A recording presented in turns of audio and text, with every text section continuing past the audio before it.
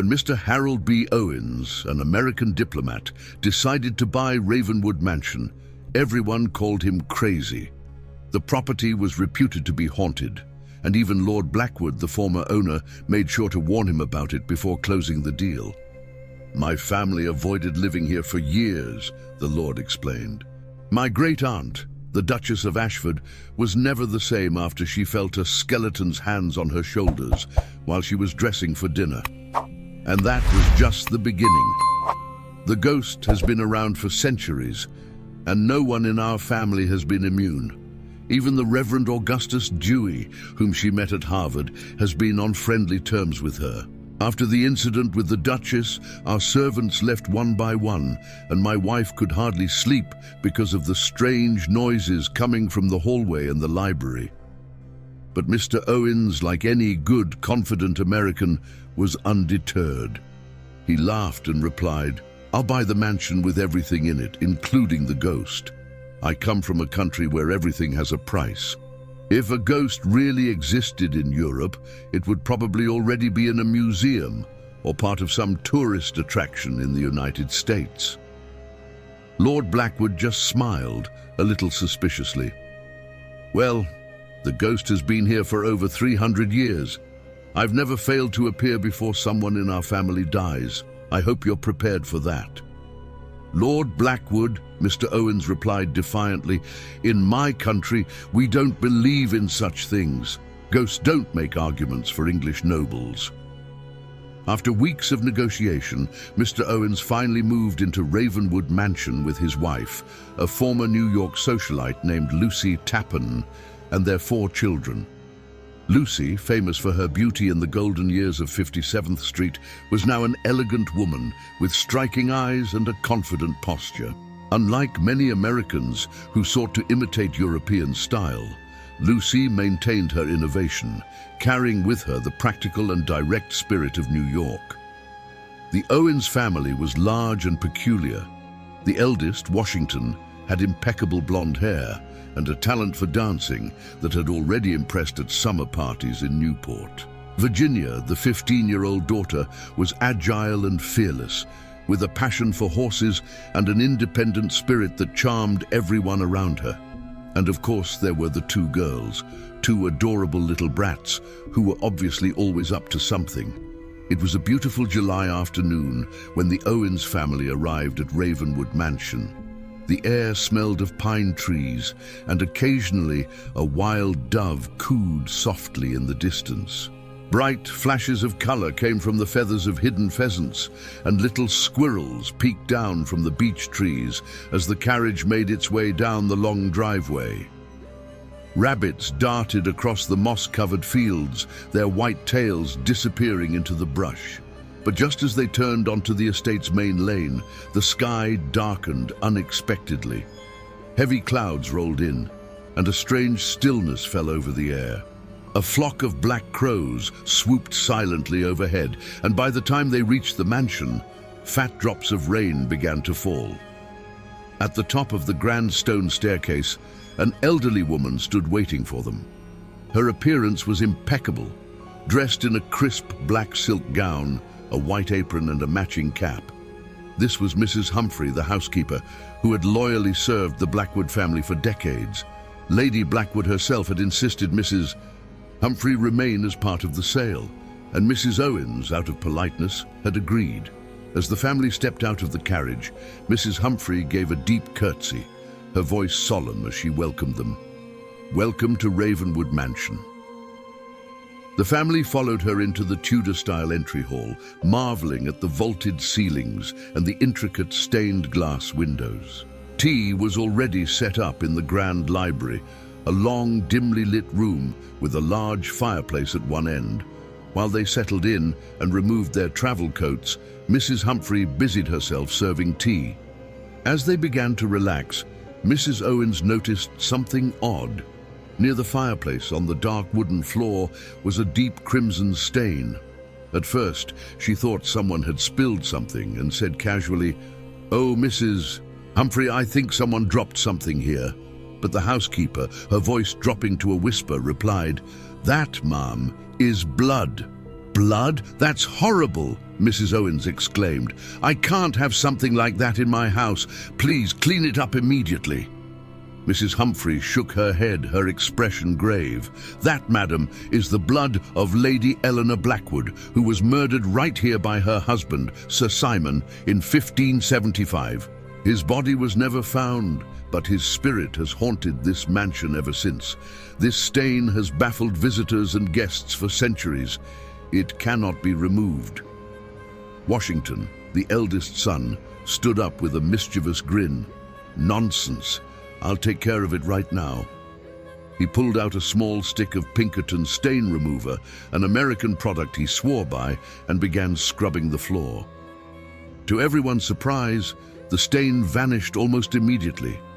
"See, nothing Pinkerton can't handle," Washington declared triumphantly, flashing a smug smile at his family. But just as he finished speaking, a blinding flash of lightning lit up the room, followed by a deafening clap of thunder. The house shook, and Mrs. Humphrey fainted on the spot.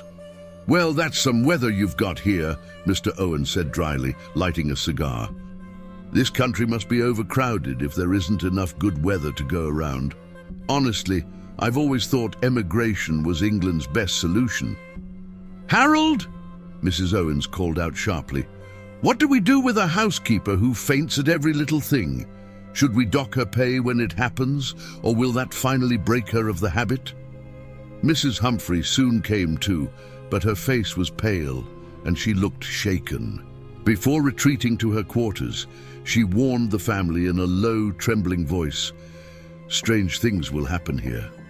I've seen them with my own eyes. Mark my words, you won't sleep easy under this roof." But the Owens family brushed it off. After all, they were modern Americans. They didn't believe in ghosts.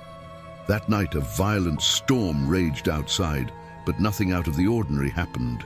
The next morning, however, the Owens family was in for a surprise. As they came down for breakfast, the dark red stain had returned to the floor of the library. "Well, it's definitely not the fault of Pinkerton's stain remover," Washington said, crouching down to inspect the spot. "I used it plenty of times before, and it never failed me. This has to be the ghost's doing." With a confident smirk, Washington cleaned the stain again, and it disappeared just as it had the day before. But by the next morning, the stain was back, and darker than ever. This strange occurrence began to captivate the family. Even Mr. Owens, who prided himself on being a skeptic, started to question his firm stance on the supernatural. Mrs.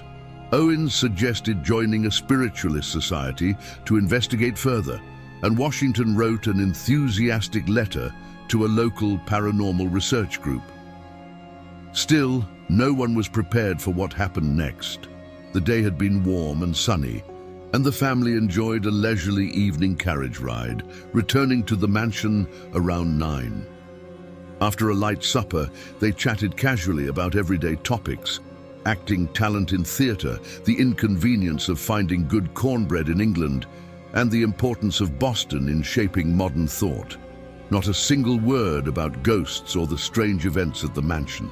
By 11:30, the house was silent, everyone tucked away in their rooms. But shortly after midnight, Mr. Owens was jolted awake by an eerie, metallic clinking sound outside his door. It was faint at first, but grew louder and louder, echoing through the hallway. He sat up, lit a match to check the clock on his bedside table, and saw it was exactly 1 a.m. Calmly, he felt his pulse. "No fever," he muttered. He slipped into his slippers, grabbed a small bottle from his travel kit, and opened the door. There, bathed in pale moonlight, stood an old man. His eyes glowed like embers, casting a fiery red light. His long grey hair hung in tangled strands over his shoulders, and his antique clothing was stained and tattered. Heavy, rusted chains dangled from his wrists and ankles, clanking with every move. "Sir," Mr. Owens said evenly, "I'm sorry to bother you, but you really need to oil those chains. It must be terribly uncomfortable for you. Here's a bottle of lubricant." It works wonders, and there are even glowing testimonials from experts on the label. I'll leave it right here for you by the candelabra. With that, Mr. Owens placed the bottle on a marble-topped table, gave the ghost a polite nod, and shut the door. Then, he calmly went back to bed. The ghost, Sir Simon Blackwood, stood frozen in place, utterly insulted. After a moment, he let out a furious growl, grabbed the bottle and hurled it to the floor. It shattered with a loud crash, and he stormed down the hallway, grumbling under his breath. But as he reached the top of the grand staircase, two small figures in white appeared out of nowhere. Washington's mischievous younger brothers, the twins.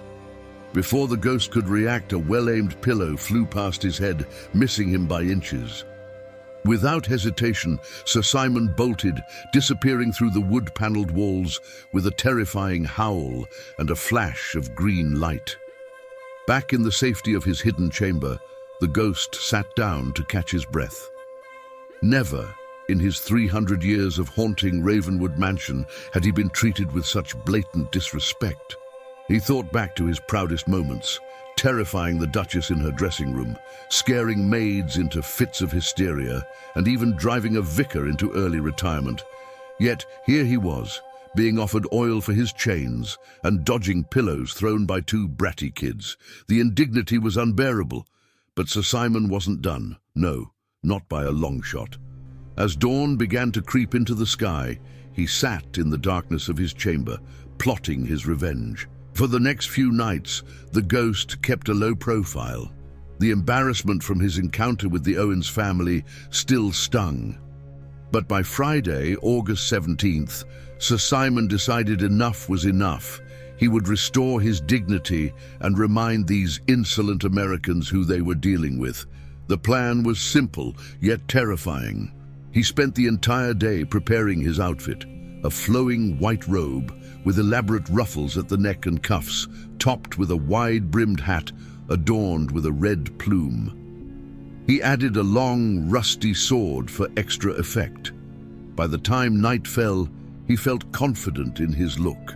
The weather was perfect for haunting. A violent storm was raging, with wind howling and rain lashing against the windows. At precisely midnight, Sir Simon set his plan into motion. He would first visit Washington's room, pull the blankets off his bed, and stab himself 3 times in the neck with his sword, while emitting bone-chilling wails.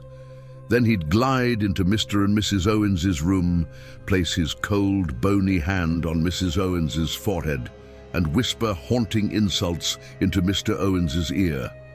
Virginia, the youngest daughter, had done nothing to offend him, so he decided to spare her. But the twins, they were going to get the scare of their lives. He would start by sitting on their chests to give them a suffocating nightmare, then transform into a rotting green corpse right between their beds. To top it off, he'd shed his ghostly robe and crawl around their room as a bare skeleton, rolling his fiery eyes in a macabre dance.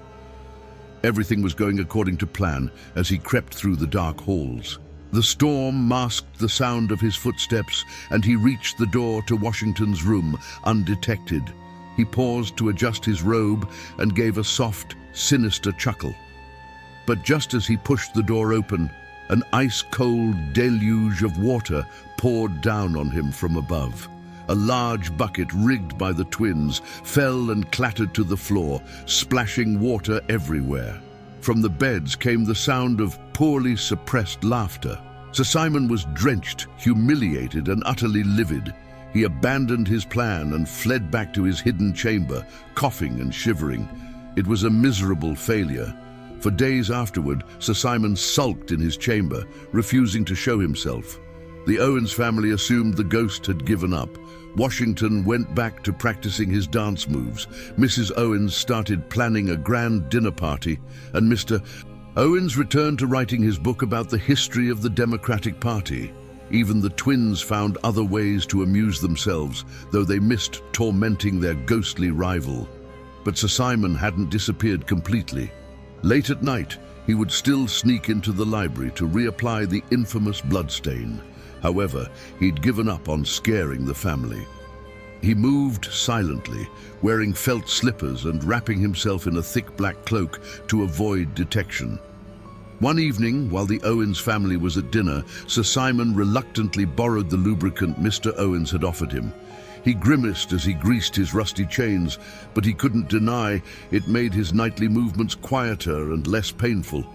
Still, the constant pranks wore him down. One night, the twins smeared butter on the grand staircase, causing him to slip and tumble down several steps. Another time, they tied strings across the hall, and Sir Simon tripped, sprawling onto the floor. The final straw came when they set up an elaborate scare trap in the Blue Room. Disguised as the legendary Headless Earl, Sir Simon pushed the door open dramatically, only to be hit with a bucket of feathers. Defeated, soaked and humiliated, Sir Simon gave up his haunting duties entirely. He resigned himself to wandering the halls at night, carrying a blunderbuss in case of further ambushes. His spirit, once proud and fearsome, had been reduced to a weary, anxious shadow of its former self. Days passed, and Sir Simon remained hidden, licking his wounds in solitude. The Owens family, assuming they had finally scared the ghost away, went about their lives as usual. But everything changed one quiet afternoon. Virginia, the youngest of the Owens family, was out riding her horse near the wooded trails when her dress got snagged on a thorn bush. Annoyed at the tear, she decided to use one of the hidden staircases to sneak back to her room without being noticed. As she hurried past the old tapestry room, she noticed the door was slightly ajar. Curious, she peeked inside and was shocked to see the ghost sitting by the window. Sir Simon looked different. His once menacing appearance was replaced by a haunting sadness. His long grey hair fell limply over his shoulders, and his hollow eyes gazed out at the autumn trees. He seemed lost in thought, so much so that he didn't notice Virginia until she spoke. "You look so sad," she said softly, stepping into the room. The ghost turned, startled. "Sad?" he repeated. "What else could I be? I've been trapped here for over 300 years, cursed to haunt these halls with no peace." Virginia hesitated, but her kind heart won out over fear. "Why haven't you moved on? Is there no way for you to rest?" Sir Simon sighed deeply. "I've done terrible things, young lady. I killed my wife. I was selfish and cruel in life, and this is my punishment. I'm stuck here, unable to find peace, but perhaps you can help me." "Me?" Virginia asked, confused. "What could I possibly do?" Sir Simon pointed to the stained glass in the library, where a prophecy had been etched long ago. "When a child of pure heart can weep for the sins of the sinner, when the barren almond tree blooms once more, when prayers rise from lips untainted by deceit, only then will this house find peace, and the restless will sleep again." Virginia's eyes widened as she read the words. "You mean you want me to pray for you? To cry for you?" "Yes," the ghost said, his voice trembling. "I have no tears left, no faith, no hope. If you could pray for me, maybe the angel of death would hear and grant me rest." Virginia was silent for a long moment. The thought of entering the world of the dead terrified her, but she couldn't ignore the ghost's plea. "Will it be dangerous?" she asked. "You'll see terrible things," Sir Simon admitted, "but no harm will come to you. Your purity will protect you." "I'll do it," Virginia said firmly, her voice steady despite the fear in her heart. Sir Simon's face lit up with a faint smile, the first in centuries. He stood and offered his hand. "Thank you, Virginia. You're braver than anyone I've ever known." As she took his hand, it felt both ice-cold and burning hot. He led her across the room, murmuring ancient words under his breath. The tapestry shimmered and disappeared, revealing a dark, foreboding passageway. Virginia felt a chill run down her spine as the ghost whispered, "Quickly, before it's too late." With a deep breath, she stepped into the darkness, leaving behind the familiar world of the living. For hours, or maybe it was minutes, Virginia couldn't tell, she wandered through a strange, shadowy realm. Whispers filled the air, voices taunting her, calling her name. At times, she felt as though unseen hands were reaching for her, trying to pull her back. But she held firm to Sir Simon's hand, her faith keeping her steady. Finally, they came to a garden unlike anything Virginia had ever seen. It was silent and still, with tall cypress trees swaying gently under the pale moonlight. A single withered almond tree stood in the center, its branches bare. "This is it," Sir Simon said quietly. "The Garden of Death. Please, Virginia, pray for me." Kneeling beneath the barren tree, Virginia clasped her hands and closed her eyes. She prayed, tears streaming down her face as she begged for forgiveness on behalf of the ghost. Her heart ached for the pain and regret Sir Simon had carried for so long. As her tears fell onto the ground, the almond tree began to change. Tiny buds appeared on its branches, quickly blossoming into delicate white flowers. A soft light filled the garden, and Sir Simon's weary face softened as he gazed at Virginia. "Thank you," he whispered as his form began to fade. "Thank you for giving me peace." When Virginia returned to the mansion, it was nearly midnight. Her family, frantic with worry, had been searching everywhere for her. She appeared at the top of the grand staircase, pale but serene, holding a small, ornate chest in her hands. "I was with him," she explained simply. "He's gone now. He's at peace." Virginia's sudden appearance silenced the entire family. Mrs. Owens rushed to her daughter, wrapping her in a tight embrace, tears streaming down her face. The twins, for once, stood quietly, their usual mischief replaced by concern. Mr. Owens, still holding a lantern from the search, looked at his daughter with a mixture of relief and disbelief. "What do you mean, Virginia?" he asked cautiously. "Where have you been?" "I was with Sir Simon," she replied calmly, her voice steady but soft. "He's gone now. I helped him cross over. He's finally at peace." The family exchanged bewildered glances, but Virginia's expression was so serene, so certain, that no one questioned her further. Instead, she led them down a hidden passage she had discovered with the ghost. Carrying a candle, Washington guided the way, the flickering light casting long shadows on the damp, narrow walls. At the end of the passage, they found a small, dimly lit chamber. A thick layer of dust covered the stone floor, and in the center lay a skeleton, its bony fingers outstretched toward an empty bowl and a crumbling pitcher. The scene was eerily still, but the air felt heavy, as if the room itself held centuries of sorrow. Virginia knelt beside the skeleton and placed the small chest she had brought on the floor. Then, with her hands clasped tightly, she whispered a prayer. Her family stood in silence, watching as the heavy atmosphere seemed to lift. The air grew lighter, warmer, as if a burden had been lifted from the room. "Look!" one of the twins suddenly shouted, pointing out the small grated window. "The almond tree! It's blooming!" Sure enough, the once barren almond tree outside was now covered in delicate white flowers, glowing softly in the moonlight. A gentle breeze rustled the leaves, and for the first time, the mansion felt peaceful. Virginia stood, her face illuminated by the soft light of the candle. "He's free now," she said quietly.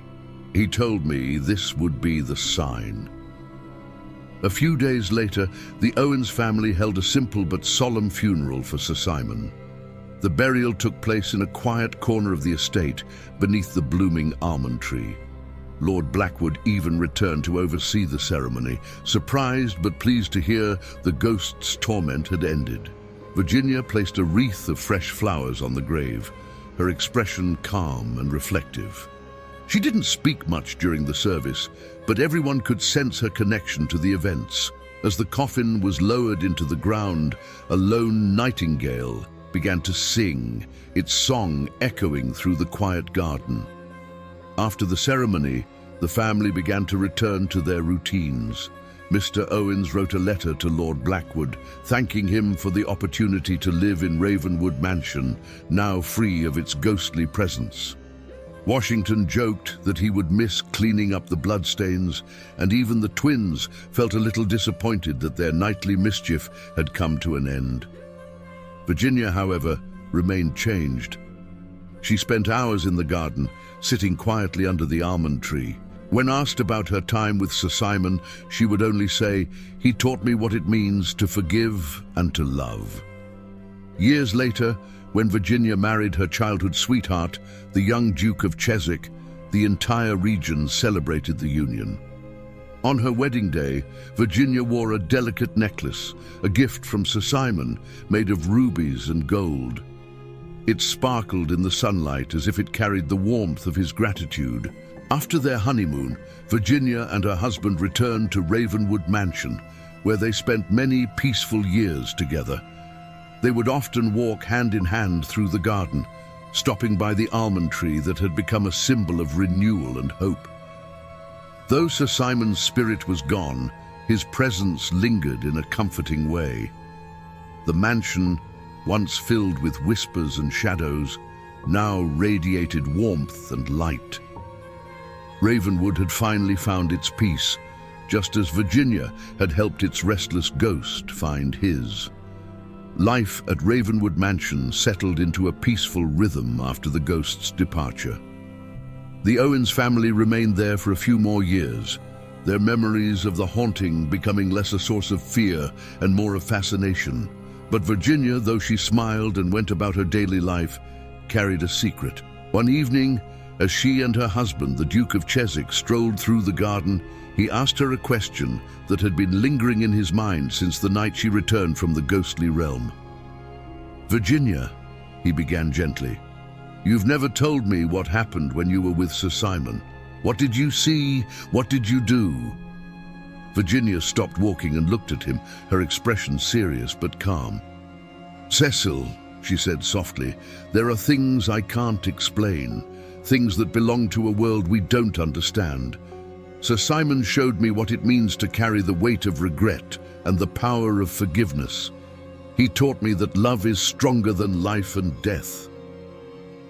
"But what did you actually do to help him?" Cecil pressed, his curiosity getting the better of him. "I prayed for him," Virginia said simply. "And I cried for him because he had no tears left of his own. That's all I can tell you." Cecil frowned, but he didn't push further. He could see in her eyes that the experience had changed her deeply. Instead, he pulled her into a gentle embrace. "You're remarkable," he whispered, "and whatever you saw or did, I'm grateful it brought peace to him and to us." As years passed, the story of Ravenwood Mansion became a cherished family tale. Guests would often ask Virginia to recount the haunting, but she always gave the same vague answer. He was a lonely soul who needed peace, and now he has it. The mansion itself became a place of curiosity. Visitors from neighboring towns would come to see the blooming almond tree and hear the story of the restless ghost who was finally set free. Some claimed they could still feel Sir Simon's presence in the air, not as a menacing force, but as a quiet guardian watching over the home he had once haunted. The Owens family eventually moved back to America, leaving the mansion to Virginia and Cecil. They turned it into a warm, welcoming home, filled with laughter and light. The shadow of Sir Simon's torment had lifted, and in its place was a sense of renewal. Virginia never forgot the lessons she learned from her encounter with the ghost. For the rest of her life, she carried a sense of compassion and understanding that inspired everyone around her. She often found herself under the almond tree, reflecting on that strange chapter of her life. On one quiet summer evening many years later, Virginia stood alone by the almond tree, now full and lush with white blossoms. The air was warm, and the soft chirping of crickets filled the silence. She placed her hand gently on the trunk, a small smile playing on her lips. "Thank you, Sir Simon," she whispered, "for everything." A cool breeze stirred the branches, and for a brief moment she thought she heard a faint voice, a kind, grateful voice say, "And thank you, Virginia." The wind settled, and the garden fell silent again. Virginia stood there for a while longer, her heart full of peace. The restless ghost of Ravenwood Mansion was truly gone, but his memory would live on forever. And so, the story of Ravenwood Mansion came to an end, a tale of fear, forgiveness, and the enduring power of love.